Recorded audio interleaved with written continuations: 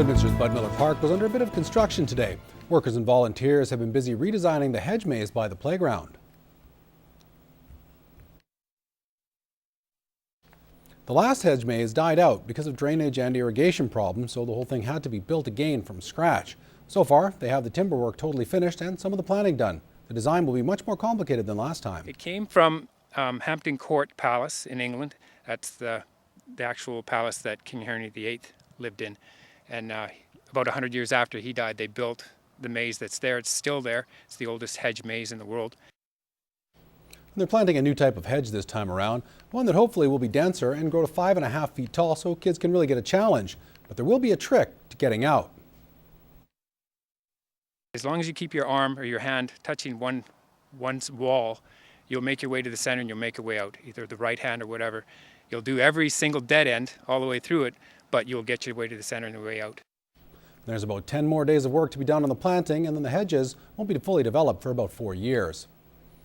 Lloydminster is hosting its first Highland Dance competition in over 10 years this weekend. The art form has been steadily growing in the city, and on Sunday over 100 dancers will have their chance to step into the spotlight.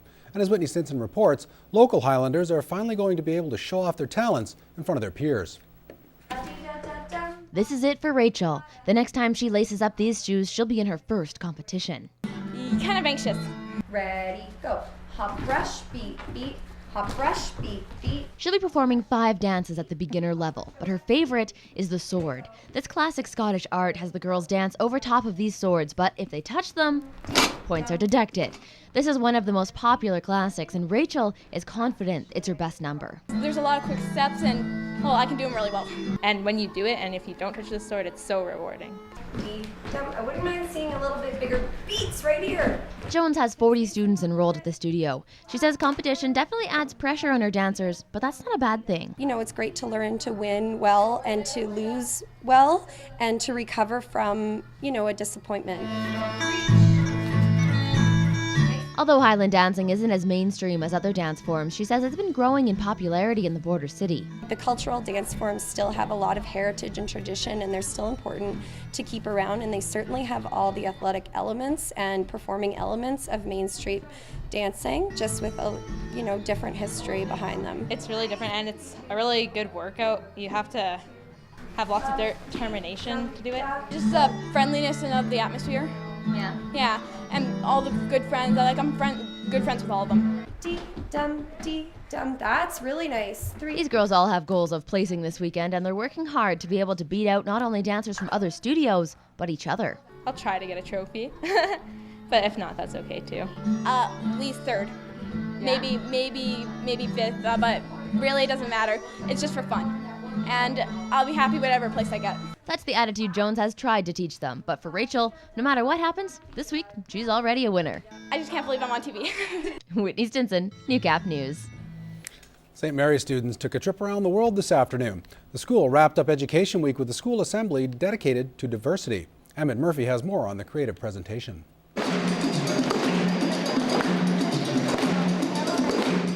Africa.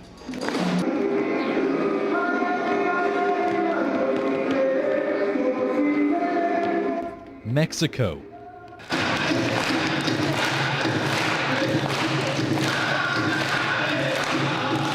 Cree. Students at St. Mary's Elementary celebrated cultures from across the globe with singing, dancing, and readings. This was all part of a week-long effort to showcase this year's Education Week theme, Committed to Diversity. We try to promote diversity in all the different cultures and languages and so on, so that our students know that they are all loved and they're all accepted. Each day this week, the students participated in culture class. They learned where their ancestors came from, had a traditional Chinese meal for lunch, and learned some foreign languages. It's like Chevrolet at la table ronde. Over the course of the week, each class in the school had to research a country and present their findings in a creative way. We learned about France, we learned about the Eiffel Tower, and we explained some about France's flag. We focused on this Chinese sort of song. It's sort of like a Happy New Year song. The week was a chance to be creative and have some fun with classmates and teachers. but it was also a welcome learning experience. I guess I learned like pronounced Chinese was a whole lot than it's English or French. There's a lot of hard French words. Emmett Murphy, Newcap News. Before the month is out, Oktoberfest will be celebrated in the border city with fine German cuisine and music. Lloyd FM's Heather Klages has the details on that and more on this week's What's Happening.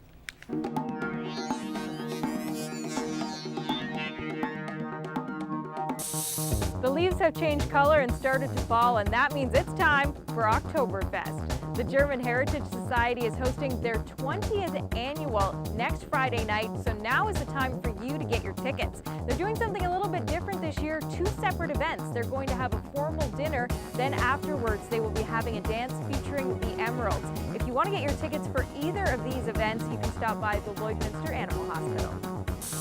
On Monday night, you've got a chance to see the King. Elvis will be on stage at the Vic Juba Community Theater. It's Elvis, Elvis, Elvis.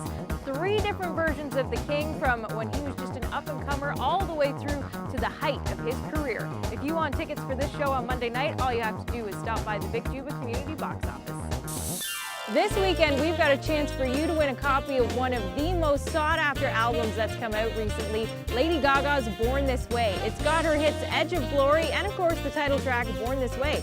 If you want a copy, really easy. All you have to do is email your name and daytime phone number to tvcontests@newcap.ca. We want to say thanks to John at Universal Music Canada for hooking us up with the music. And on Sunday night, let somebody else do the cooking for you. Treat yourself to supper out as Marwayne hosts their annual fall supper. Things run from 5 until 7 at the community hall. Well, whatever you choose to do this weekend, I hope you have a great one. I'm Heather Klages, and that's What's Happening. What's Happening is sponsored by Winmar Restoration. When flood, fire, or natural disaster strikes, the company you want to call is Winmar Restoration, coming through for you.